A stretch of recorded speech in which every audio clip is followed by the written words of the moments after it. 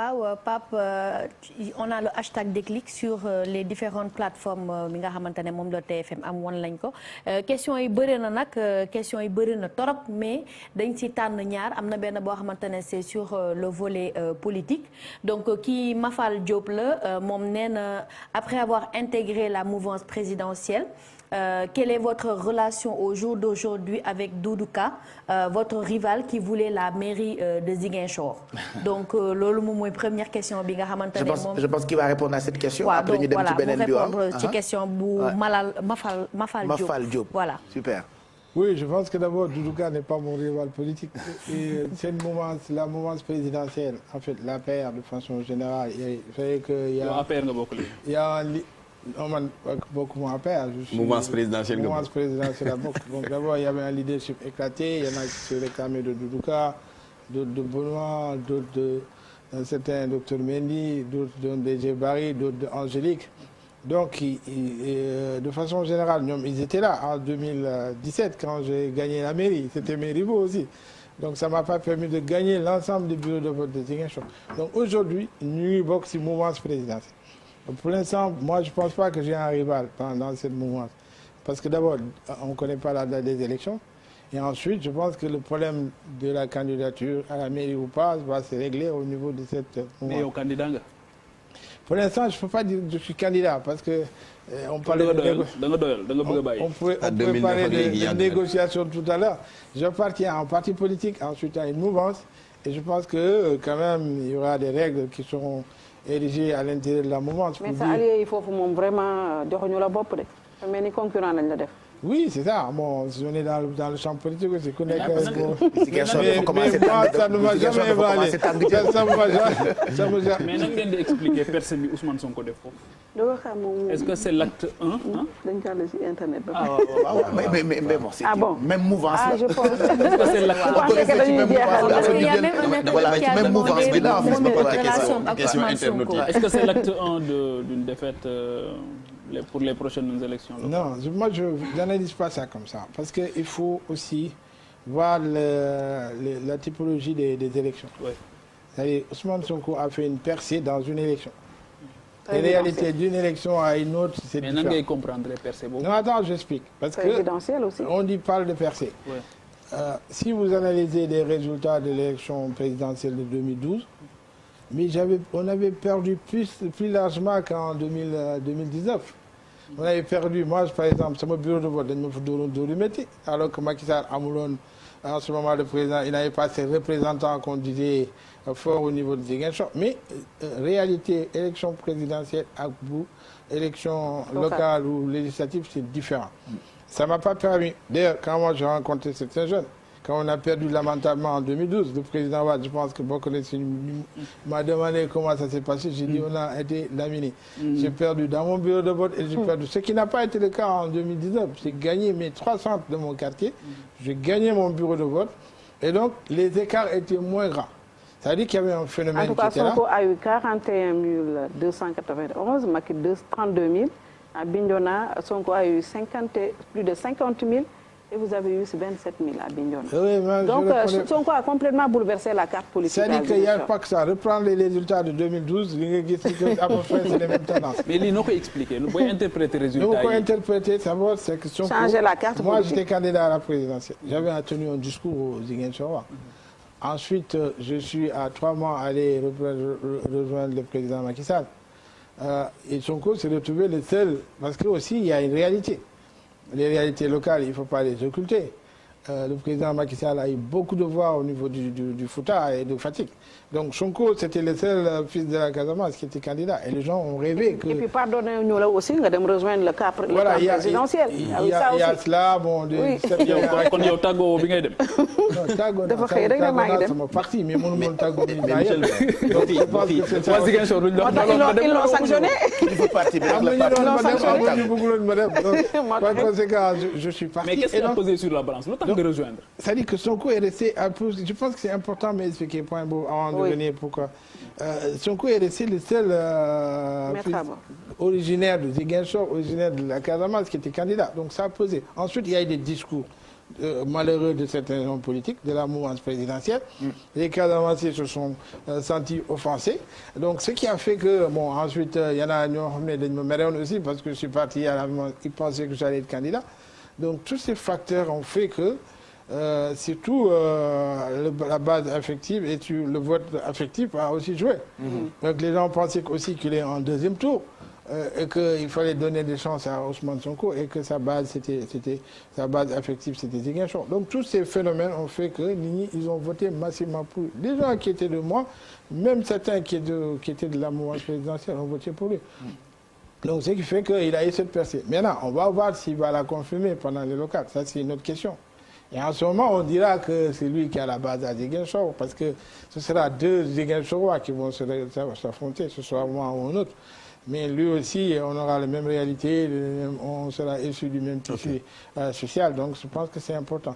Maintenant, la question qui consiste à me demander pourquoi je suis allé pour le président Macky Sall, d'abord c'était le seul qui m'a demandé de l'accompagner, mais l'un dans l'autre aussi, j'avais analysé. Et moi, j'appartiens à une structure internationale démocrate centriste. Donc, dañu am ay réunions, il coach un peu ñëpp ñoo xam ne dañuy bokk ci seen kuréel parce que c'est une des familles politiques les plus importantes au monde. Donc, on s'est réunis plusieurs fois. Ils m'ont convoqué à Madrid. Ils m'ont dit, à l'état actuel des choses, d'après les analyses et d'après les sondages que nous avons, Macky Sall va vous gagner. Et toi, moi, entre-temps, ils étaient en train... Et après Non, c'est pas des lobbies. Je préfère perdre. Non, c'est-à-dire perdre aussi avec la manière. Il fallait regarder mon entourage. C'est-à-dire que moi, j'avais gagné tout le département de Ziguinchor, 2014. J'avais gagné le département, j'avais gagné les 5 communes, sauf une commune, l'Unipertois. Mais c'est des ils ont pris tous mes maires. Donc, mes collaborateurs étaient en train de partir d'un par an. J'avais gagné le département de Ouchoui, le président du conseil départemental de mon parti, le maire de Diembéring. Donc, je commençais à rester seul dans ma base. Je me suis dit que si je continue, peut-être que cette fois-ci, en plus, je suis le maire d'une ville. Mais à votre ambition présidentielle? Pourquoi pas? Si j'ai créé un parti, c'est parce que j'ai une ambition présidentielle et je suis toujours. En 2024, tu es candidat. 2024 ou de, je sais pas. Pour l'instant, on est. Moi, je suis dans une mouvance. Je suis dans une mouvance présidentielle. Je pense que c'est à l'intérieur de ça qu'on aura d'abord un débat. Et puis après, soit si on fait des primaires à l'intérieur de la mouvance présidentielle. Mais non, je ne sais pas si Macky sera candidat ou pas, mais je pense que c'est un débat qu'on n'a pas encore posé. Il doit être candidat. Voilà. Est-ce qu'il doit être candidat? En fait, tu sais, moi je suis juriste. Sur le plan je suis docteur en droit. Vous dites le droit, c'est-à-dire que c'est-à-dire la loi, la constitution, le mandat présidentiel est de 5 ans. Que nul ne peut faire 2 mandats consécutifs. L'article 27 de la Constitution. L'article 27. Donc, il a fait un premier mandat de 7 ans. Est-ce que ce mandat de 7 ans est un mandat au sens de la nouvelle Constitution qui dit que le mandat est de 5 ans? Donc, nous avons pour dire que bon, le premier mandat c'est celui-là, le deuxième mandat de 5 ans c'est celui prochain. Donc, il n'y a que lui, avec le Conseil constitutionnel. Il dit, ouais, je fais un mandat de 7 ans, bon, je le considère comme mandat, parce que la Constitution, ils ne nous ont pas départagé. La Constitution, normalement, dans les dispositions transitoires, il y a un article ou un alinéa que le mandat de 7 ans est considéré comme mandat au sens de la nouvelle Constitution, ce qui n'a pas été fait. Donc, ce qui ouvre un débat. Remake de et pas clair, quoi. Le droit étant un tissu où chacun peut coudre le boubou qu'il veut. Donc chacun peut surfer. Ceux qui sont contre, ils vont dire que le premier mandat est un mandat.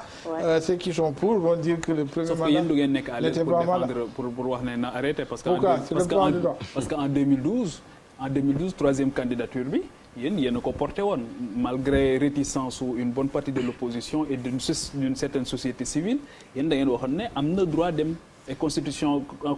conseil constitutionnel bi légui ci liñ dund non yépp ci expérience ak les vues yi ñu perdre non yépp ak ni nga gisee débat bi muy jóge wat ni est-ce que japp nga né dañu wara démat xaar conseil constitutionnel vivrat lool yépp wala ndax da nga japp né le président de la République warna parce que moom raison bi mu évoqué ne bëggul wax ne candidat la mooy nee na bu ko waxee parti am dootuñu liggéey. ndax raison boobu moom bu valable la wala ndax da nga jàpp ne war nañu mën a dimbali ci ñu bañ a dund li ñu dundoon en 2012. je pense que day tontu rek après ñu delluwaat. Oui, mais moi, je pense que le débat c'est peut-être ailleurs. Bon, vraiment, je pense qu'on a eu tort de peut-être de créer ces limitations-là. Parce que sinon, ça nous amène dans des débats perpétuels. Ah bon? Débat, par exemple, en Allemagne, il n'y a pas de limitation de mandat. On peut être candidat pendant plusieurs mandats. Ce qui permet d'ailleurs d'avoir une vie politique beaucoup plus apaisée. Peut-être que le président sortant aussi de pouvoir maîtriser ses bases. Parce que, comme il a dit... Il faut faire sauter le verrou. Non, c'est un point de vue que je donne. Je ne suis pas certainement catégorique, mais peut-être aussi le niveau de notre démocratie ne permet pas de laisser le champ libre à des mandats illimités. Peut-être que ça aussi, c'est une réflexion qu'il faut mener. Mais est-ce que c'était une bonne réforme, le fait de limiter les mandats à 2? Parce que sinon, ça, que ce soit Macky Sall ou celui qui viendra, ce sera toujours le même débat. Même s'il y a un verrou carrément maintenant, parce que cet article ne peut être modifié que par référendum. On a quand même entendu un des rédacteurs de cette constitution-là, Ismaël Madior Fall, dire, je répète 3 fois, que nul ne peut avoir 2 mandats consécutifs. Il a répété 3 fois. Mais pour revenir dire, en principe. De quel mandat il parlait? C'est ça, sur le nombre. C'est de quel mandat il parlait? La durée ou le nombre? C'est ça le problème. Parce que le premier mandat, c'était 7 ans. Est-ce que c'était un mandat au sens de la nouvelle Constitution? C'est pas un mandat. Ils vont dire que c'était pas un mandat. Parce que le mandat... mandat corona.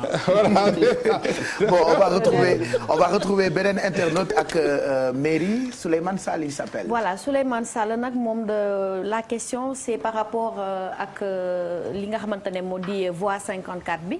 Ndax néna les habitants de Kandjalang et de Nema 2 étaient sortis il y a quelques jours pour réclamer l'éclairage de la voie des 54M qui traverse le quartier. Donc un tronçon de débauche et d'accidents et d'agressions. Les Guinéens, vous avez dit qu'il y a un projet de 26 milliards et prévu un éclairage public sur 8 km. Les Guinéens, connaissant la lenteur que prend la réalisation et le démarrage de ces projets, qu'allons-nous faire en attendant? Les agressions et actes de débauche continuent et n'attendent pas. Voilà, je sais que déconcentré. Monsieur le maire, en tout cas, il y a eu beaucoup de questions qui ont tourné autour de ça. Non, mais on va améliorer l'éclairage pendant ça, parce que le projet, ça va durer. Le projet va durer 2 ans. C'est vrai qu'on a refait l'axe, mais sur un côté, on va refaire le deuxième côté. Et je pense que d'ici quelques jours, l'éclairage va ramener, c'est convenable sur cet axe-là. Voilà. Le débat se poursuit, qui internaute. Le débat se poursuit, il y a beaucoup de questions, notamment la politique, Sonko, les raisons qui vous ont poussé à rejoindre la mouvance présidentielle. Mais il n'empêche que le débat va continuer, en tout cas sur les réseaux sociaux. En tout cas, ils sont très présents et passionnés par le débat. Voilà, merci Mairie. Nous voulons